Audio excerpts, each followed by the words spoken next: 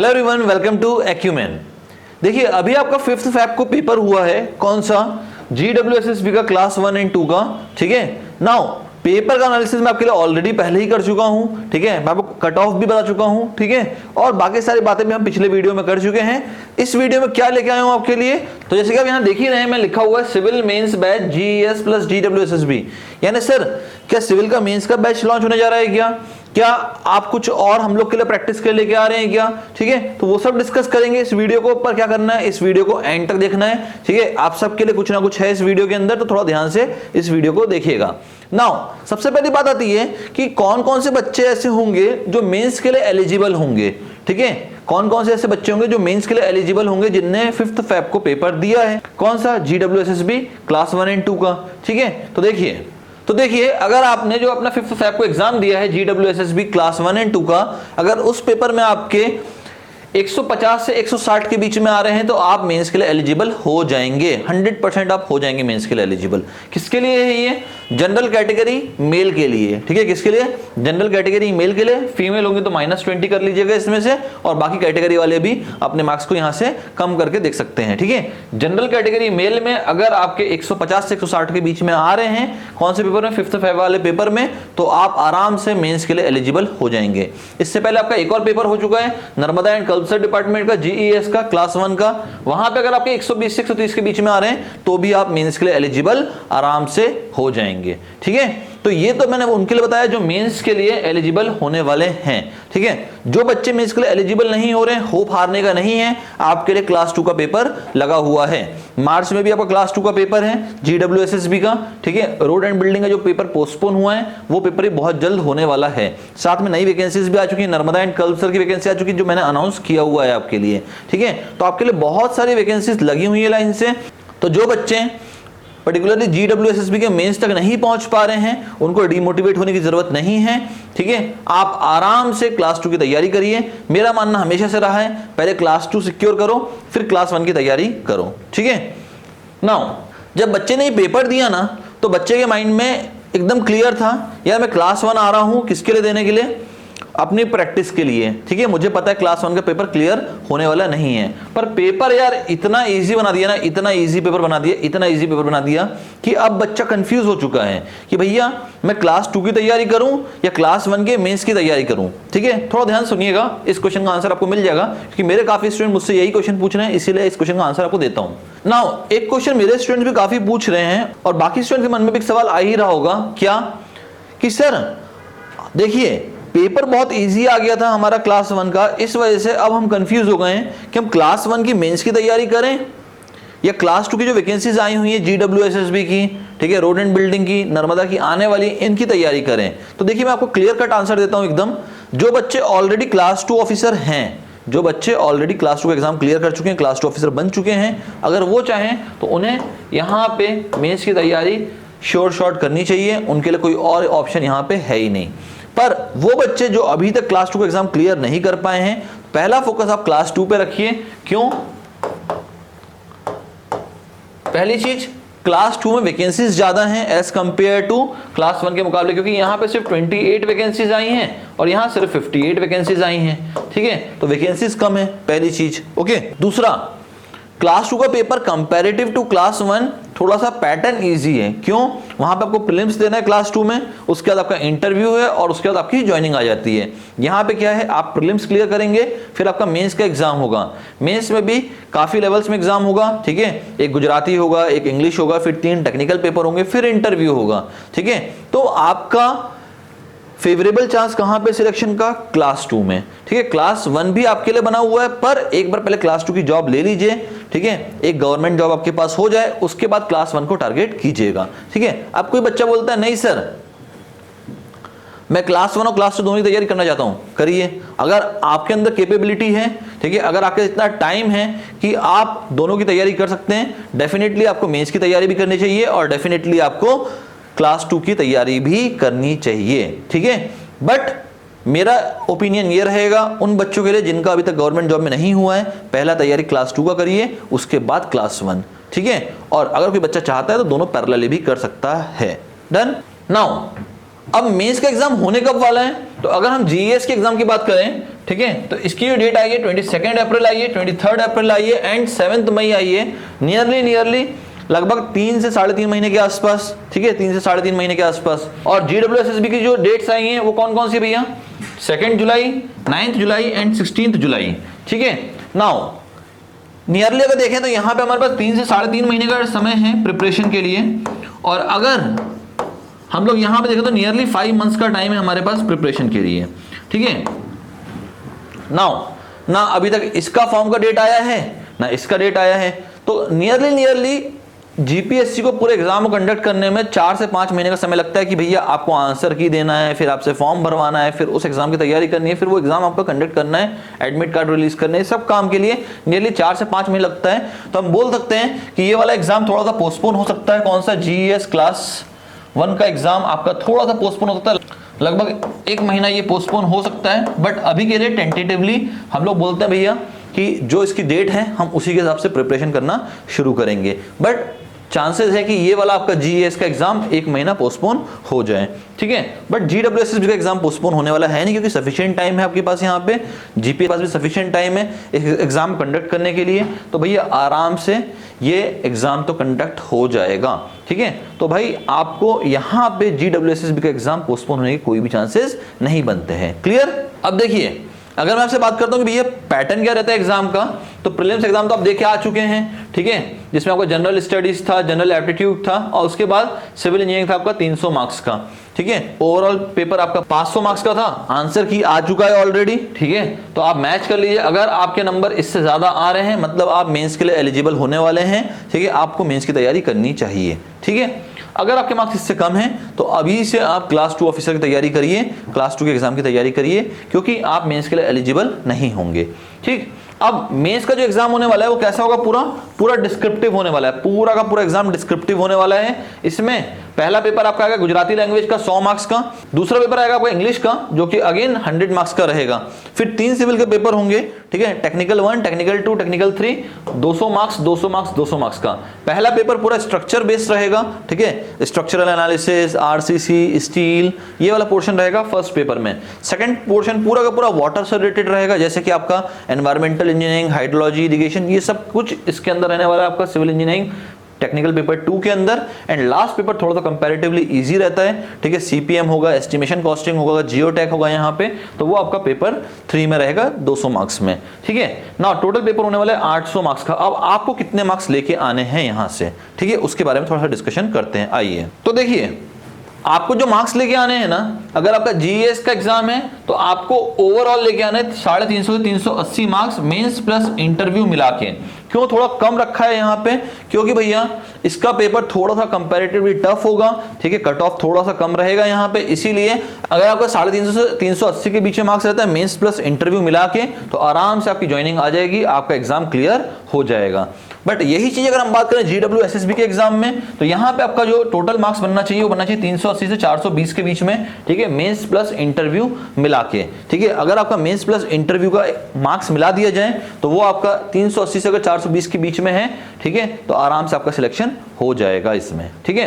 Now ये marks लाएंगे कैसे सर, ये मार्क्स लाएंगे कैसे? जनरली मैं मानता हूं ये चीज कि अगर आप सिविल बैकग्राउंड से हैं तो आपका थोड़ा सा नॉन टेक वीक होगा, ठीक है, और अगर आप दूसरे स्टेट से हैं तो पक्का आपको गुजराती लैंग्वेज में तो फिर कुछ आपसे बनने वाला है ही नहीं, ठीक है। तो कैसे हम लोग टेक्निकल प्लस इंग्लिश से ये पूरा स्कोर कर सकते हैं, वो चीज आपको समझाने जा रहा हूं, थोड़ा ध्यान से सुनिएगा, ठीक है। सबसे पहला पेपर है हमारा पेपर 1 टेक्निकल का, ठीक है, जिसमें पूरा स्ट्रक्चर का बैकग्राउंड रहता है, जहां पे सॉलिड मैकेनिक्स आएगा आपको, जिसको हम लोग सोम भी बोलते हैं, स्ट्रेंथ ऑफ मटेरियल के नाम से भी जाना जाता है, ठीक है। अगर जीएस में देखें जो नर्मदा एंड कल्चर डिपार्टमेंट का, तो 45 मार्क्स का यहां से पूछा जाएगा आपसे, ठीक है, और 20 मार्क्स का लगभग जीडब्ल्यूएसएसबी में पूछा जाएगा from the SOM, strength of material या सॉलिड मैकेनिक्स से। अगला जो बिल्डिंग मटेरियल है, यहां से भी 45 मार्क्स का जीएस में एंड 50 मार्क्स का जीडब्ल्यूएसएसबी में, बहुत हाई वेटेज है बिल्डिंग मटेरियल का। अगर आपने ये नहीं किया तो फिर तो आपका क्लियर हो ही नहीं सकता। अगर टेक्निकल 1 आपने नहीं ढंग से किया तो फिर तो चांसेस बहुत कम हो जाएंगे आपके सिलेक्शन के, ठीक है। स्ट्रक्चर, आरसीसी और स्टील, यहां मैं मानता हूं ये एक इंपॉर्टेंट रोल प्ले करेगा उन बच्चों के लिए जिनका ये स्ट्रांग होगा, ठीक है। क्यों? क्योंकि ये पोर्शन काफी बच्चों का वीक होता है, ये पोर्शन काफी बच्चों का वीक होता है, ठीक है। अब ये पोर्शन अगर काफी बच्चों का वीक होता है तो भैया यहां से मार्क्स उठा पाना भी बड़ा मुश्किल है। तो जिन बच्चों का स्ट्रक्चर आरसीसी और स्टील स्ट्रक्चर वीक है वो इन दोनों पे काफी मेहनत करें, सोम और बिल्डिंग मटेरियल पे, ठीक है। लगभग 90 नंबर यहां से आप उठा सकते हैं पहले पेपर में, और यहां से भी लगभग 70 नंबर के आसपास आप उठा सकते हैं GWSSB के पेपर में। जिनका स्ट्रक्चर स्ट्रांग है भाई 40 नंबर का स्ट्रक्चरल एनालिसिस आएगा, अगर आपने ढंग से कर लिया तो जीएस के पेपर में 40 में से एटलीस्ट 30 तो आप लेके आ ही जाओगे। सेम चीज GWSSB के पेपर में 45 मार्क्स का आएगा स्ट्रक्चरल एनालिसिस, ठीक है। क्वेश्चन बड़े इजी आते हैं, मोमेंट डिस्ट्रीब्यूशन से पूछेगा, स्लोप डिफ्लेक्शन से पूछेगा, मैट्रिक्स मेथड से पूछेगा, बड़े इजी क्वेश्चन पूछता है, तो ये भी आप आराम से यहां से बना सकते हो। जितने भी क्वेश्चन होंगे यहां पे वो लगभग IES के लेवल के होंगे, इंजीनियरिंग सर्विसेज के लेवल के होंगे यहाँ पे क्वेश्चन, क्योंकि भैया ये पेपर आपका मेंस का है, ये प्रीलिम्स नहीं है कि बहुत इजी पेपर आ जाए और आप आराम से निकाल लें। ये मेंस का पेपर है तो कंपैरेटिवली जाएगा ईएस के लेवल पे ही लेके जाएगा आपको। जो क्वेश्चन पूछेगा वो इंजीनियरिंग सर्विसेज के ही क्वेश्चन या उसके जैसे क्वेश्चन पूछे जाएंगे आपसे, ठीक है। नाउ आरसीसी का भी वेटेज 35 मार्क्स का है, इन जीईएस एंड GWSSB में 45 मार्क्स का वेटेज है, and last but not the least that is steel structure. यहां पे भी काफी बच्चों का स्टील वीक होता है, ठीक है। तो भैया 35 मार्क्स, ये सब्जेक्ट भी काफी बच्चों का वीक होता है, ठीक है। कौन सा? Steel structure. 35 मार्क्स का वेटेज है जीईएस में एंड 40 मार्क्स का वेटेज है GWSSB में। तो यहां से अगर आपको कोई 2 या 3 सब्जेक्ट करने ना, तो मैं जो मेरा प्रेफरेंस है आपके लिए, ठीक है, एक तो आपका सोम होना ही चाहिए, बिल्डिंग मटेरियल होना ही चाहिए, ये 2 तो मैंडेटरी हैं आपके लिए। नाउ अगर किसी बच्चे का स्ट्रक्चर वीक है तो एटलीस्ट वो अगर आरसीसी के सिर्फ कोडल प्रोविजन देख के डिजाइनिंग भी सीख के चले जाता है ना, तो भी काम हो जाएगा। और अगर स्ट्रक्चरल एनालिसिस में से आप सिर्फ मेथड ऑफ स्ट्रक्चरल एनालिसिस सीख लें ढंग से, तो भी आपका काम बन जाता है। तो यहां से आपको लगभग 200 मार्क्स का ये पेपर होगा, 200 मार्क्स का। अगर आप यहां से लगभग 90 से 100 नंबर भी उठा लेते हैं पेपर 1 में, तो आपका काफी अच्छा स्कोर हो सकता है, ठीक है। तो मैंने कहा आपका पेपर 1 में आपको कितना लेके आना है भैया? 100 मार्क्स लेके आना है पेपर 1 में आपको। टेक्निकल के पेपर 1 में 100 मार्क्स, 90 भी ले आओगे तो भी काम चल जाएगा। तो मैं 90 ही लिख लेता हूं, इसको 90 ही लिखते हैं, लोअर साइड पे ही चलते हैं, ठीक है। अगला पेपर 2। पेपर 2 पूरा आपका वाटर से रिलेटेड होगा, environmental engineering, water and waste water engineering, hydrology and irrigation, fluid mechanics and building construction को यहाँ पे रख दिया गया साथ में। नाउ वेटेज देखोगे अगर आप, तो एनवायरमेंटल इंजीनियरिंग का वेटेज 85 मार्क्स का है जीईएस में, ठीक है, एंड GWSSB में 65 मार्क्स का है। Again one of the easy subject, scoring subject, यहां से आप आराम से मार्क्स को उठा सकते हैं, ठीक है। डिजाइनिंग पूछता है, सेडिमेंटेशन टैंक की डिजाइनिंग पूछेगा, एक्टिवेटेड स्लज प्रोसेस पूछेगा यहां से, ठीक है। तो काफी अच्छे क्वेश्चन पूछता है यहां से। अगर किसी बच्चे ने ढंग से प्रिपरेशन की है अपने जीपीएससी क्लास 1 के एग्जाम की, और अगर साथ में उसने कभी गेट की प्रिपरेशन की है, तो उसके लिए ये पोर्शन काफी इजी हो जाएगा स्कोर करने के लिए, ठीक है। हाइड्रोलॉजी इरिगेशन अगेन 65 मार्क्स का जीएस में वेटेज रखता है और 75 मार्क्स का GWSSB के एग्जाम में वेटेज रखता है, और दोनों ही बहुत इजी सब्जेक्ट हैं। तो मैं चाहता हूं कम से कम आप ये दो करके ही जाएं एटलीस्ट। अब fluid mechanics and hydraulic machines में क्या दिक्कत है ना, कि जो क्वेश्चन आते हैं वो कंपैरेटिवली एनवायरमेंटल इंजीनियरिंग और हाइड्रोलॉजी इरिगेशन के मुकाबले थोड़े टफ आते हैं। तो अगर किसी का एफएम वीक है, ठीक है, किसी का फ्लूइड मैकेनिक्स वीक है, तो मैं बोल सकता हूं कि आप ये पोर्शन छोड़ के भी जा सकते हैं। बट मैंने ये नहीं कहा है कि आपको छोड़ के ही जाना है। अगर आपको थोड़ा बहुत बनता है तो एटलीस्ट उतना तो करके जाइए। पर अगर आपका बहुत कमजोर है fluid mechanics and hydraulic machines, तो आप इसको नेग्लेक्ट भी कर सकते हैं, क्योंकि हमको यहां से लगभग 100 के आसपास उठाना है मार्क्स, 100 से 110 के आसपास। वो हमारे इन 2 सब्जेक्ट में, और छोटा सा एक सब्जेक्ट है बिल्डिंग कंस्ट्रक्शन, यहां से भी ज्यादा कोई बहुत कॉम्प्लिकेटेड चीज नहीं पूछता, सिंपल चीजें पूछता है, तो यहां से भी हम स्कोर कर सकते हैं। तो देखिए 85 प्लस 65 लगभग कितना हो गया भैया? 150 और 180 नंबर तो ये हो गए, ठीक है। 180 में से आप आराम से यहां से 100 से 110 स्कोर कर सकते हैं जीईएस के पेपर में, ठीक है। सिमिलरली यहां पे देखेंगे आप तो भैया 140, 150, 60, 165 नंबर का आपका यहां से कवर हो रहा है। तो भाई 165 में से भी आप लगभग 100 के आसपास तो लेके आ ही सकते हैं। तो मैं मिनिमम साइड पे चलता हूं कि 100 मार्क्स तुमको यहां से उठाना ही पड़ेगा, एनी हाउ यहां से 100 मार्क्स तो उठाना ही पड़ेगा पेपर 2 में। यानी पेपर 2 में हमने 100 मार्क्स के आसपास कवर किया है, ठीक है। ये मैं मिनिमम लेके चल रहा हूं, वहां पे यहाँ पे मैक्सिमम भी स्कोर कर सकते हैं, पर मैंने वो माना है कि वर्स्ट केस सिनेरियो में कितने मार्क्स आपके आएंगे। नाउ पेपर 3 में आपका पूरा रहने वाला है कौन सा? Geotechnical, surveying, transportation and CPM. Now ये paper comparatively paper 1 and paper 2 के मुकाबले इजी रहता है, ठीक है, सीधा सीधा क्वेश्चन आता है, कोई ट्रिकी क्वेश्चन आता नहीं है यहाँ से, तो बड़ा सिंपल क्वेश्चन आता है। तो देखिए अब जियोटेक का वेटेज, जिसको हम लोग सॉइल मैकेनिक्स के नाम से भी जानते हैं, 70 नंबर का वेटेज है जीईएस में एंड 50 नंबर का वेटेज है जीडब्ल्यूएसएसबी में। ठीक है, आराम से स्कोर हो सकता है। सर्वेइंग, ये तो हंसते खेलते स्कोर होता है यहाँ से, तो ठीक है, इसमें कोई ज्यादा टफ बात है भी नहीं। ठीक है, तो 60 नंबर का वेटेज है जीईएस में एंड 50 नंबर का वेटेज है जीडब्ल्यूएसएसबी में, आराम से आप स्कोर कर सकते हैं यहाँ से। ट्रांसपोर्टेशन, ये भी हंसते खेलते सब्जेक्ट निकल जाता है। ठीक है, 45 मार्क्स का वेटेज है जीईएस में एंड 60 मार्क्स का वेटेज है जीडब्ल्यूएसएसबी में। अच्छा, मैं हंसते खेलते बोल रहा हूँ, हंसते खेलते का मतलब अगर ढंग से प्रिपरेशन करोगे तो यहाँ से आपके क्वेश्चंस बनेंगे। ठीक है, ऐसा नहीं है कि आपने ट्रांसपोर्टेशन की प्रिपरेशन करके गए, क्वेश्चन आ गया, आपको ट्रांसपोर्टेशन में समझ में ही नहीं आ रहा कि इस क्वेश्चन का अप्रोच क्या होगा। ठीक है, ऐसा नहीं होता। अगर आप ट्रांसपोर्टेशन पढ़ के गए हैं, you will be able to solve that question. Okay, आप उस क्वेश्चन को सॉल्व कर पाएंगे, इसकी गारंटी मेरी है, अगर आप इसकी ढंग से प्रिपरेशन करके जाते हैं तो। ठीक है, अब बचा क्या, सीपीएम 25 मार्क्स का। ठीक है, तो मैं यहां से बोलता हूं लगभग बच्चे का 120 से 140 के बीच में कहीं ना कहीं स्कोर होना चाहिए इस पर्टिकुलर पोर्शन से। 200 मार्क्स के पोर्शन में से कम 120 से 140 के आसपास तो स्कोर होना ही चाहिए। ठीक है, इससे कम में तो काम नहीं चलने वाला। तो हम बोलते हैं भैया चलो पेपर 3 में हमने 120 नंबर स्कोर कर लिया। कितना बना भैया, 100, 200, 290, 310 नंबर तो यहां से बन गए हमारे। 310 नंबर बन गए। हमको सिलेक्शन के लिए कितना चाहिए था, लगभग यहां पे देखें 380 मार्क्स और यहां पे भी 380 से 420 के आसपास, यानी हम पकड़ के चलते हैं 380 को हम लोग बेंचमार्क मान के चलते हैं। तो अगर हमें 380 मार्क्स चाहिए, 380 मार्क्स, तो 310 तो हमारे ऑलरेडी आ चुके हैं। अब क्या चाहिए हमें, लगभग 70 मार्क्स और चाहिए। अब ये 70 मार्क्स कहां से उठाए जाएंगे, आइदर आप इंग्लिश में से 70 मार्क्स उठा लीजिए, एक बहुत मुश्किल टास्क है, तो आप यहां से 40 से 50 नंबर तो आराम से उठा सकते हैं। ठीक है, 40 से 50 नंबर तो आराम से उठा सकते हैं। अब अगर 50 नंबर भी यहां से आ गए आपके इंग्लिश में, तो बचा गुजराती में सिर्फ 20 मार्क्स देना। अब गुजराती में ऐसा नहीं होगा कि आपको प्योरली गुजराती समझ में ही ना आए। ठीक है, प्योरली गुजराती समझ में ही ना आए, उनके लिए बता रहा हूं, जो अदर देन गुजरात के स्टूडेंट्स हैं उनके लिए बोल रहा हूं मैं। ठीक है, अगर आपको इन 100 क्वेश्चन में आप ढंग से सिर्फ फोकस भी करते हैं, सिर्फ देखते भी हो क्वेश्चन को, तो भी आपसे 20-25 क्वेश्चन तो ऐसे ही बन जाएंगे, क्योंकि सीधा डेटाबेस क्वेश्चन होते हैं। तो यहां से भी आप 20 से 25 मार्क्स आराम से उठा सकते हो। जो नॉन गुजराती स्टूडेंट्स है उनके लिए बोल रहा हूं, जो गुजराती स्टूडेंट है वो तो आराम से 40 से 50 नंबर यहां से उठा सकता है। ठीक है, तो आराम से ये पेपर आपका क्लियर हो जाएगा, आराम से। ठीक है, आपको टेक्निकल में लगभग 310 से 320 के आसपास लेके आना है।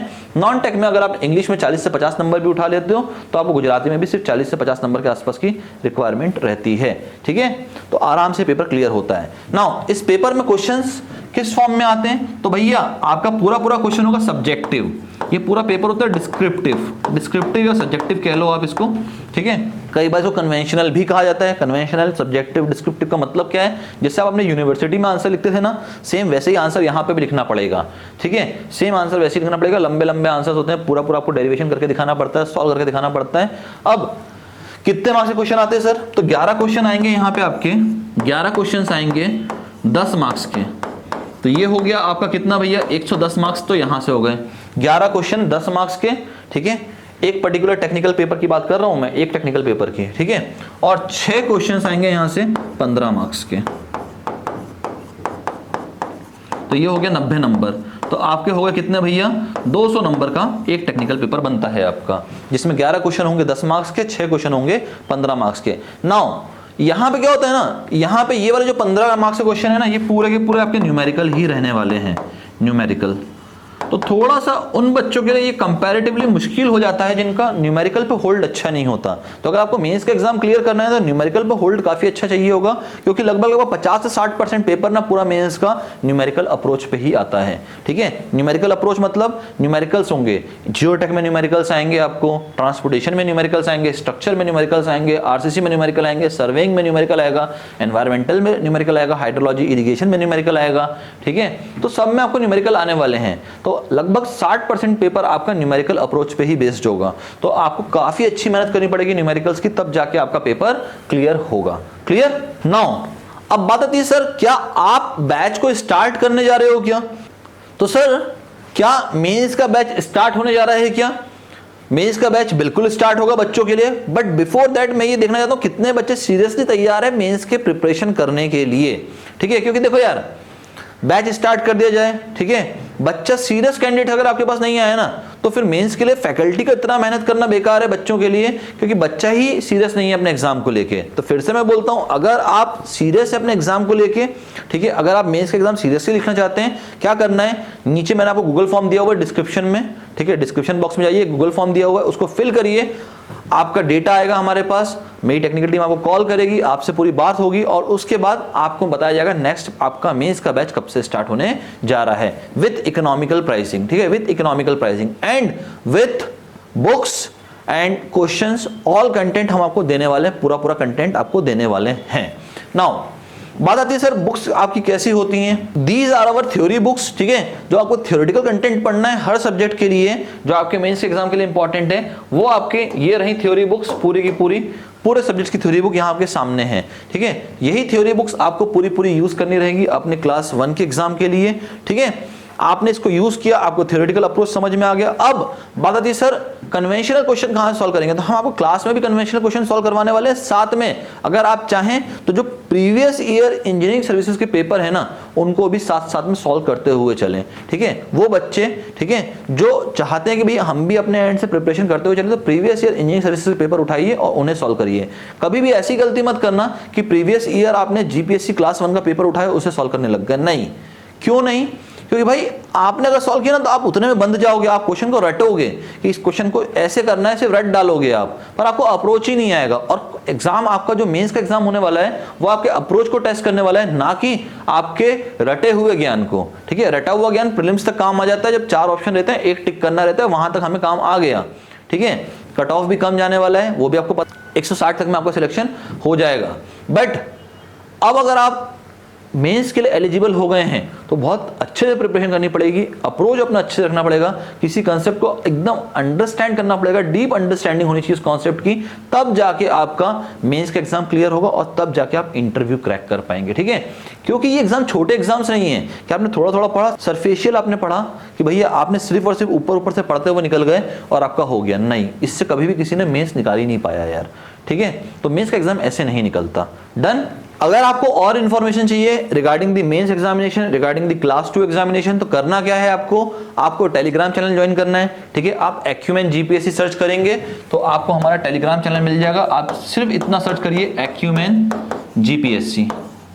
अगर ये भी सर्च नहीं कर पा रहे हैं टेलीग्राम पे तो मैं इसकी भी लिंक आपको डिस्क्रिप्शन बॉक्स में दे दूंगा, ठीक है। आप हमारा यूट्यूब चैनल सब्सक्राइब कर सकते हो, क्योंकि इस पे आने वाले समय में मैं आप लोगों के लिए डिस्क्रिप्टिव पेपर का भी सॉल्यूशन लेके आ रहा हूं कि भाई कैसे आंसर लिखने चाहिए आपको, ठीक है। मॉडल आंसर्स भी लेके आने वाला हूं कि कैसे आपको आंसर्स लिखने हैं, ठीक है, regarding the upcoming mains exam. Okay now कोई बच्चा का बड़ौदा का है और वो चाहता है अभी से बैच ज्वाइन करना फॉर क्लास 2 या क्लास 1 के लिए या क्लास 3 के लिए, तो वो ज्वाइन कर सकता है। आप सेंटर पे भी विजिट कर सकते हैं और आपके पास कांटेक्ट नंबर भी है, आप यहां से भी कांटेक्ट कर सकते हैं।